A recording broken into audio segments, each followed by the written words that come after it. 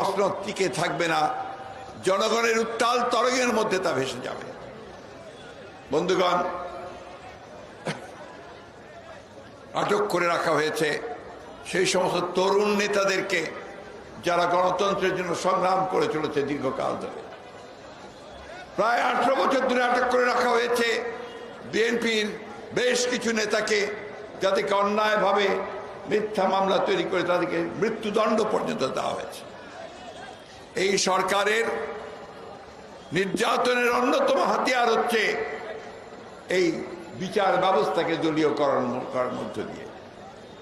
আমাদের একজন এমপি হাবিব, তাকে যাবজ্জীবন কারাদণ্ড দেওয়া হয়েছে। সেই 20 বছর আগে কোন একটা ঘটনার কারণে তাকে 20 বছর সাজা দেওয়া হয়েছে, আজীবন সাজা দেওয়া হয়েছে। ঈশ্বরদীতে 9 জনকে মৃত্যুদণ্ড দেওয়া হয়েছে একই ধরনের মামলায়। এই সরকার টিকেই আছে শুধুমাত্র এই সমস্ত মিথ্যা মামলা করে। একটা আদালতকে তারা ব্যবহার করতে চায় তাদের নির্যাতনের হাতিয়ার হিসেবে, উইপনাইজ করতেছে তারা, সেইভাবে তো ব্যবহার করে তারা আজকে এই শাসন ব্যবস্থায় টিকে থাকতে চায়।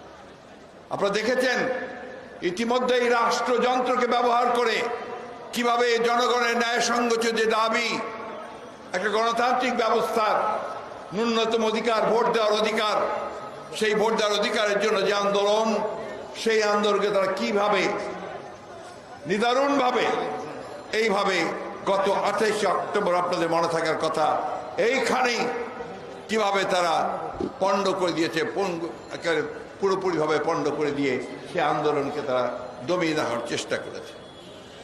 একটা কথা তাদেরকে বারবার মনে করিয়ে দিয়েছি, আবারও মনে করিয়ে দিতে চাই যে নির্যাতন করে, দমন করে, গুম করে, খুন করে, হত্যা করে, বিনা বিচারে হত্যা করে কখনোই এই গণতন্ত্রের আন্দোলন, স্বাধিকারের যে আন্দোলন, মুক্তির যে আন্দোলন, সেই আন্দোলনকে স্থগিত করা যাবে না। অতীতেও যায়নি, এখনো যাবে না। বন্ধুগণ, আজকে যুবদলের সবাই, এটা এখানে যারা উপস্থিত আছেন সবাই যুবক। আমরা যখন যুবক ছিলাম, ছাত্র ছিলাম, তরুণ ছিলাম, আমরা দেশের স্বাধীনতার জন্য সংগ্রাম করেছি, লড়াই করেছি। আমরা সেই স্বাধীনতাকে রক্তের বিনিময়ে আমরা অর্জন করেছি, বিভিন্ন সময়ে বিভিন্ন আন্দোলন সংগ্রামের মধ্য দিয়ে, এবং শেষ পর্যন্ত একটা লড়াইয়ের মধ্য দিয়ে দেশ আমরা স্বাধীন করেছি। আজকে বাংলাদেশ স্বাধীন হয়েছে, প্রায় 53 বছর হয়েছে, কিন্তু এর চেয়ে মর্মান্তিক আর কিছু হতে পারে না। এখন পর্যন্ত এই দেশের মানুষ স্বাধীন হতে পারেনি। তাদের ন্যূনতম যে অধিকার, একজন নাগরিক হিসাবে সেই ভোটের অধিকার থেকে তারা বঞ্চিত হয়েছে। 2008 সাল থেকে এই দেশের মানুষ আর নিরপেক্ষভাবে ভোট প্রদান করতে পারে না, নিরপেক্ষভাবে তারা তাদের যে প্রতিনিধি, সেই প্রতিনিধি নির্বাচন করতে পারে না, তাদের সরকার নির্বাচন করতে পারে না। এই আওয়ামী লীগের এই শাসক গোষ্ঠী তারা ক্ষমতায় আসার পর থেকেই অত্যন্ত পরিকল্পিতভাবে তারা জনগণের অধিকারগুলোকে কেড়ে নিয়ে এই দেশে আবারও সে 1975 সালে তারা যেটা করেছিল, একদলীয় শাসন ব্যবস্থা, বাকশাল প্রতিষ্ঠা করেছিল, সেইভাবে আবারও তারা বাকশাল তৈরি করতে চায়, একদল শাসন ব্যবস্থা তৈরি করতে চায়, একটু ভিন্ন মোড়কে। সেই মোড়কটা হচ্ছে গণতন্ত্রের মোড়ক। আমাদের আওয়ামী লীগের নেতারা অনেক কথা বলেন, এখন তো মুখে তুবড়ি ফোটে। এই তুবড়ি ফোটার মধ্য দিয়ে তারা গতকালই তাদের সম্মানিত সংগ্রামী মহাসচিব, তিনি বলেছেন, সাধারণ সম্পাদক, তিনি বলেছেন আবার চেষ্টা করবেন না সন্ত্রাস সৃষ্টি করার, তাহলে এবার ডবল শিক্ষা দিয়ে দেব। বন্ধুগণ, বিএনপি কখনোই সন্ত্রাস করে নাই। বিএনপির সন্ত্রাসের ইতিহাস নেই। সন্ত্রাসের ইতিহাস আপনাদের। আমি বহুবার বলেছি, সন্ত্রাসের মধ্য দিয়ে আপনাদের জন্ম। আপনারা যখন আওয়ামী লীগের মৌলানা ভাসানী সভাপতি ছিলেন, সেই মৌলানা ভাসানীকে আপনারা বিতাড়িত করে মেরে তাড়িয়ে দিয়ে তাকে রূপমহল সিনেমা হল থেকে বের করে দিয়েছিলেন এবং তারপরেই মৌলানা ভাসানী বাইরে বেরিয়ে গিয়ে মাহবুব আলী ইনস্টিটিউটে সেদিন ন্যাপ আপনার তৈরি করেছিলেন। সেই ইতিহাস আমরা ভুলে যাইনি। আমরা ভুলে যাইনি যে পূর্ব পাকিস্তান আমলে এখানে যে পার্লামেন্ট ছিল, অ্যাসেম্বলি ছিল, প্রাদেশিক পরিষদ ছিল, সেই প্রাদেশিক পরিষদ ডেপুটি স্পিকারকে আপনারাই পিটিয়ে পিটিয়ে হত্যা করেছিলেন। আমরা ভুলে যাইনি সে কথা। আমরা ভুলে যাইনি এই সন্ত্রাসের মধ্য দিয়েই আপনারা এই দেশের জনগণের সমস্ত ন্যায়সঙ্গত দাবিগুলোর যে আন্দোলন, সে আন্দোলনকে দমিয়ে দিচ্ছেন গত 18 বছর ধরে। বন্ধুগণ, আজকে দুর্ভাগ্য এই জাতির, যে জাতি স্বাধীনতার জন্য লড়াই করেছিল, যে জাতি গণতন্ত্রের জন্য লড়াই করেছিল, যে জাতি ভোটের অধিকারের জন্য লড়াই করেছিল, মুক্তির জন্য লড়াই করেছিল, প্রাণ দিয়েছিল, সেই জাতি আজকে তার সমস্ত গণতান্ত্রিক অধিকারগুলো থেকে বঞ্চিত হয়েছে। গণতান্ত্রিক অধিকার নয় বন্ধুগণ, আজকে মানুষ তার অর্থনৈতিক অধিকার থেকে বঞ্চিত হচ্ছে। এখানে তারা খুব বড়াই করে যে তারা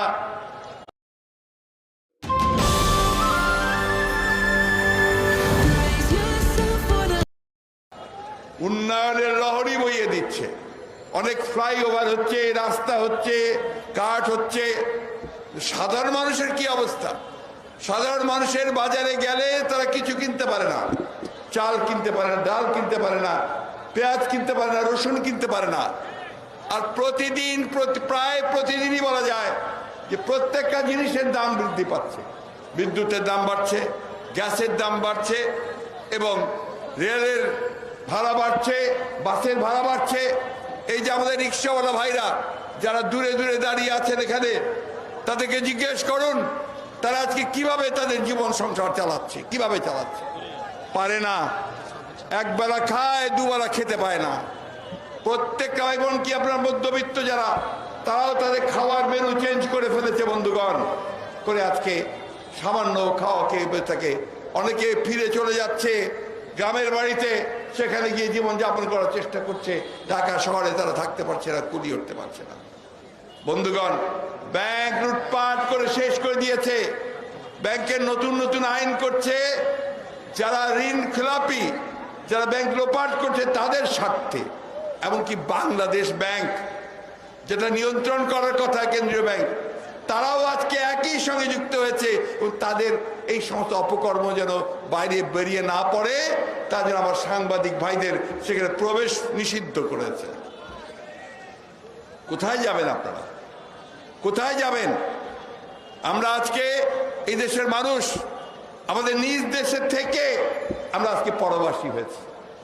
আমরা চিকিৎসার জন্য বিদেশে যাওয়ার জন্য আদালত থেকে অনুমতি নিয়ে যখন আমরা এয়ারপোর্টে যাই, ওই এয়ারপোর্টে আমাদেরকে 1 ঘন্টা ধরে আটক রাখা হয় বিভিন্ন কারণে, এবং সহজে ছাড় দেওয়া হয় না। আওয়ামী লীগ দাবি করে যে তারা দেশ চালাচ্ছে। আসলে কি তারা দেশ চালাচ্ছে? তারা দেশ চালায় না, এক অদৃশ্য শক্তি দেশ চালাচ্ছে বন্ধুগণ।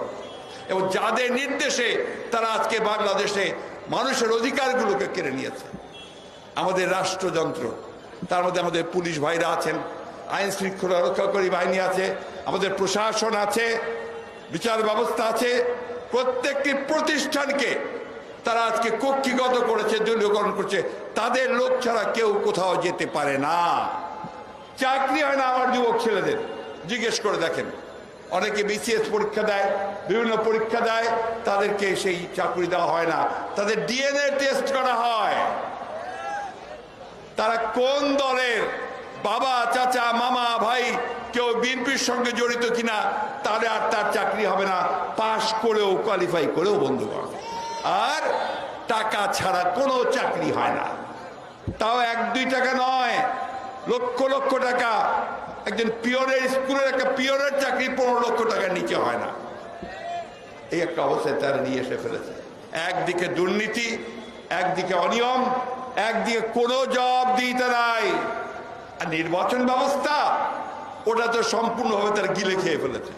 এবং প্রতিবার নির্বাচনে এক একটা নতুন নতুন কৌশল উদ্ভাবন করে। এবার উদ্ভাবন করেছে দামি নির্বাচন।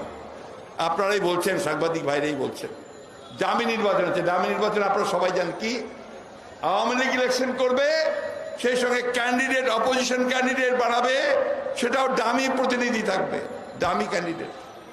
আর সেই সঙ্গে ওই যে গৃহপালিত দল, তাদেরকে তারা সিলেক্ট করে দেবে যে আপনার দল থেকে 10 জনকে আমরা পার্লামেন্টে আসতে দেব। যদি না দেওয়া হয় তখন তারা আবার কান্নাকাটি জুড়ে দেয়, তাহলে আমি আর নির্বাচনে যাব না। তখন তারা বলে ঠিক আছে তুমি 10টাই পাবা, যাও।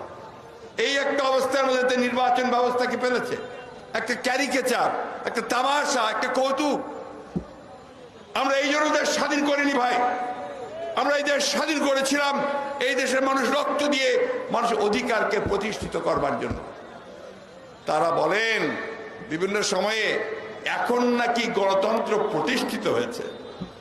এই যদি গণতন্ত্রের চেহারা হয় তাহলে এরশাদ সাহেবরা যাবেন কোথায়, তাহলে হিটলার যাবে কোথায়, মুসলিম যাবে কোথায়? বন্ধুগণ, নমরুদ, ফেরাউন, হিটলার কেউ টিকে থাকতে পারে না এইভাবে অত্যাচার করে, নির্যাতন করে টিকে থাকতে পারে নাই। ওই এরশাদ ও আইয়ুব খান পারছে? ভুলে যাবেন না, এই দেশের মানুষ কিন্তু লড়াকু মানুষ, বিদ্রোহী মানুষ। সাবজুকেশন কখনো তারা মেনে নেয় না। সাময়িকভাবে হয়তো আন্দোলন কিছুটা ভাটা পড়তে পারে। অনেকে বলেন যে আবার আন্দোলন শুরু, আর আন্দোলন চলছে। যখন আমার দেশ ও নেত্রী কারাগারের মধ্যে আটক, আমার নেতা জনাব তারেক রহমান, যাকে মিথ্যা মামলা দিয়ে বিদেশে নির্বাসিত করে রাখা হয়েছে, তিনি যখন দেশে ফিরতে পারেন না, যখন আমার এই টুকু, সুলতান সালাউদ্দিন টুকু থেকে শুরু করে, নীরব থেকে শুরু করে, তারা যখন গেরের মধ্যে আবারও আটক হয়ে আছে, তখন তো এই আন্দোলন চলছে। বন্ধুরা, প্রতিটি কারারুদ্ধ এখন মানুষ যারা আছেন, নেতাকর্মী আছে, তারা আন্দোলন করছেন। আমাদের লজ্জাও করেন না ওনারা। এখন শরম বলতে তো কিছু নাই, আর লজ্জা শরমের সব মাথা খেয়ে ফেলেছে। এমন ভাবে কথা বলে যে তারা আপনার এখানে দণ্ডমূর্তের কর্তা। আসলেও এটাকে তারা তাদের পৈতৃক সম্পত্তি মনে করে, এটাকে তারা মনে করে যে এটা তাদের সম্পত্তি, তারা যেভাবে খুশি সেভাবে ব্যবহার করবেন। কিন্তু জনগণের যে চাহিদা সেই দিকে তাকান না। আমরা এখনো বলি, এখনো সময় আছে। জনগণের দেয়ালে পিঠ থেকে গেছে, সেই জনগণকে বাধ্য করবেন না যাতে বেরিয়ে আসতে এবং একটা উত্তাল তরঙ্গ সৃষ্টি করে আপনাদের মসনদকে ভেঙে গুড়মার করে দিতে। এবং দুষ্টামির তো অভাব নাই। 28 অক্টোবর আমরা তো গত 5-6 বছর ধরে একদম পিসফুল আন্দোলন করছি। আমরা কখনো কোথাও কোনো রকম ঝামেলার মধ্যে যাইনি, হরতালে যাইনি। আপনারা বাধ্য করেছেন আমাদেরকে অবরোধ দিতে, হরতাল দিতে, এবং সেইভাবে আপনারাই সেই 28 অক্টোবরের পুরো শান্তিপূর্ণ সমাবেশটাকে পণ্ড করে দিয়েছেন নিজেরা, সেইভাবে একটা প্লট তৈরি করে। আজকেও চেষ্টা করেছিলেন, আজকেও একটা পটকা ফুটিয়েছেন। সেই পটকাটা কে ফুটিয়েছে আমরা বুঝি না, দেশের মানুষ বোঝে না। আপনারা এখানে চেষ্টা করেছিলেন আবারও একটা সাবোটাজ করে, এই সরকারি দলের লোকেরা তারা এখানে সেই অবস্থা একটা তৈরি করতে চেয়েছিলেন। বন্ধুগণ, তরুণ যুবক, আমি আপনাদের বলতে চাই, কোনো দেশের কোনো মুক্তি হয় না, তার স্বাধীনতা রক্ষা করা যায় না যদি তরুণের এবং যুবকেরা এগিয়ে না আসে। এই কথাটা আপনাদের মনে রাখতে হবে। শুধু ঠিক ঠিক বললে চলবে না, শুধু জেল খাটলেই চলবে না। আপনাদেরকে এগিয়ে আসতে হবে, এড়িয়ে আসতে হবে, রাজপথে জনগণকে নিয়ে চলে আসতে হবে। সেই জনগণকে নিয়ে আরো শক্তিশালী একটা ব্যূহ প্রতিরোধ রচনা করতে হবে। অন্যথায় আমার স্বাধীনতা, আমার সার্বভৌমত্ব সবই জলাঞ্জলি যাবে। বন্ধুগণ, আমি বক্তব্য দীর্ঘ করতে চাই না, একটি কথা বলেই আমি আমার বক্তব্য শেষ করতে চাই। দেশনেত্রী বেগম খালেদা জিয়া আমাদের শুধু নয়, সারা বাংলাদেশের গণতান্ত্রিক, বাংলাদেশের এবং সমগ্র পৃথিবীতে আমি মনে করি যে গণতন্ত্রের তিনি হচ্ছেন একজন অতন্দ্র প্রহরী, আপসীন নেত্রী, যিনি এখনো লড়াই করে চলেছেন। তার মুক্তি গণতন্ত্রের মুক্তি, তার মুক্তি রাষ্ট্রের মুক্তি, স্বাধীনতার মুক্তি। বন্ধুগণ, আমাদের যেসব নেতাকর্মীরা আটক পড়ে গেছেন তাদের মুক্তি আমাদের এই সেই, আমি নামগুলো একটু আপনাদের জানাই, শোনাই। সেই যারা যারা আছেন, আমাদের নেতারা যাদের নাম দিয়েছে, যুবদল সভাপতি সুলতান সালাউদ্দিন টুকু,